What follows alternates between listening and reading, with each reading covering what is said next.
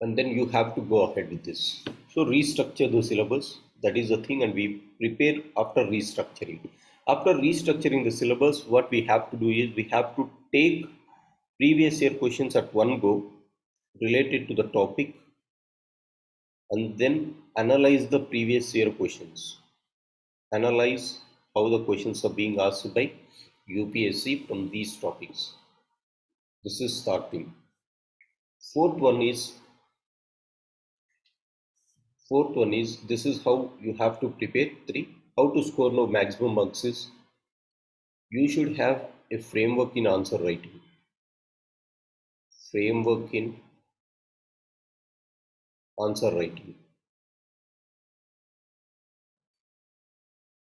First, you try to know the syllabus, previous year questions, these two you should have with you. Restructure the syllabus and then restructure the so-called previous year questions and try to analyze them. From there onwards, framework in answer writing. Now, in this framework, it has to be very understood that the framework for political theory, section A, paper 1, is different from the framework in the so-called section A, section B, paper 1, that is Indian government and politics. It is different from comparative politics and it is different from IR, theory and applied part.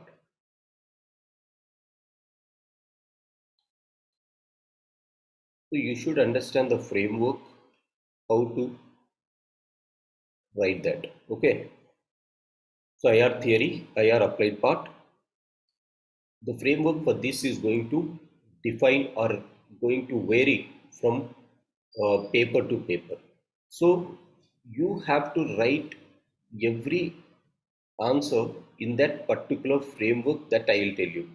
For each and every paper, for each and every section, there will be a different framework that you have to write. Right? This is the most important thing. And in order to write in a very good framework, what is the most important thing is conceptual clarity of the subject is very important. Conceptual clarity. This is very important. You have to try to understand what is the concepts, where the concepts are lying, that you have to understand. After that, you should know to apply the concepts in the real life. Apply concepts. Conceptual clarity is very important, and then you have to come out and try and apply those concepts. After this, you should also know that this is applying the concepts in the sense, say for example, if you are reading the Hindu, then you have to be able to update that current affairs with the concepts. Link the current affairs and concepts together, then it is going to work. The next one that you have to do is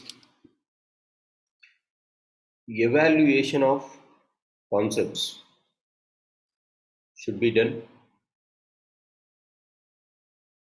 Evaluation of concepts should be done. Now this can be done not by you people directly, this should be done through different thinkers, through different thinkers and their commentaries. What different commentaries has been said by various political scientists, right? This is called conceptual clarity, application of conceptual clarity. Unless and until you know the concepts very clear, you cannot apply those concepts to the everyday life. That is most important. So conceptual clarity is important. And then whenever you read the current affairs, you should be able to come and link it with this. Right? And then you have to also know what are the various commentaries which was said by various thinkers when they are giving this point, right? So this is how you have to go ahead for this paper, right? And then where we will be starting this topic, I'll be starting this with I'll be starting this paper with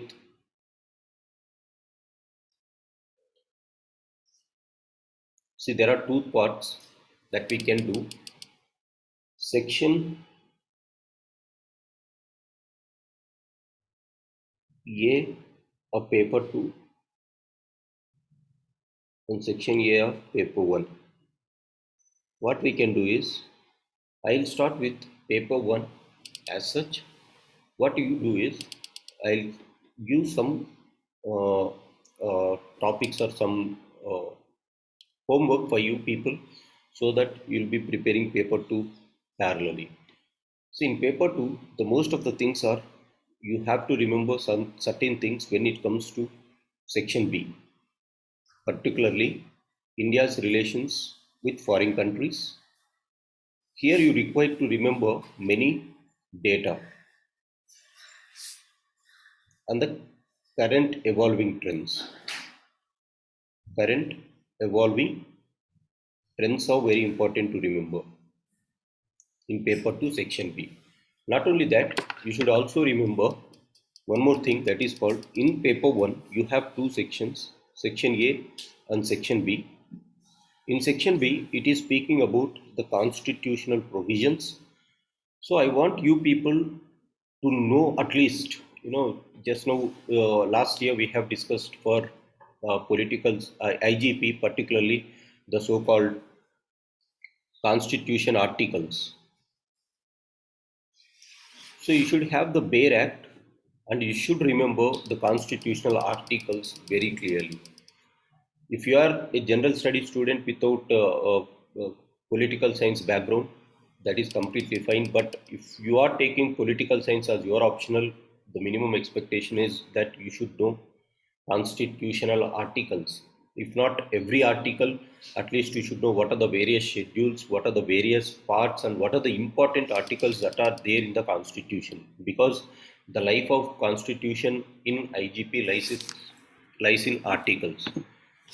So what you have to do is, anyways, out of these five people, except one, the rest of the people, except one or two, the rest of the people, you have already heard my IGP classes there. So what you do is, I'll also repeat here, over a period of time, what you do is, you have to link it with the so-called, you have to link it with the so-called constitutional articles. So what will be your work every day? Try to remember this. Your work is, I'll give certain component of work every day, either that may be related to constitutional articles that I'll be asking you to remember, or that will be either considered to paper 2. I'll share some articles here. You have to read that articles. So reading will be like practicing or to memorize more. So this is your part. Constitutional articles is your part. Try to understand it very clearly. And then on the other side, I'll be sharing some articles here. Then you have to upgrade it. Slowly, I'll start with section A, the theory part. Here and here. The rest of the papers, once the theory is over, everything is dynamic. Everything is dynamic. Application of theory. Once you understand the theory very well, the rest of the thing is you have to apply it in the original context. Right? That is going to be the framework. So theory part, I will be starting. Dynamic part, I will be giving you some homework where you have to practice the constitution as well as India's relationship with foreign countries. Right? That may be like India, Pakistan, India, Nepal. So what is the evolving things? At least you should know that basics. So I'll be giving that one. So slowly it will go together. It will go together. Right? So this is the thing that I wanted to say you. How we are going to conduct our political science is theory part separate, dynamic part separate. Theory part in section A paper 1, section B paper 1 you have theory. I already said in section A this is more or less everything is theory, right? In section A of paper 2 you have theory in contemporary comparative politics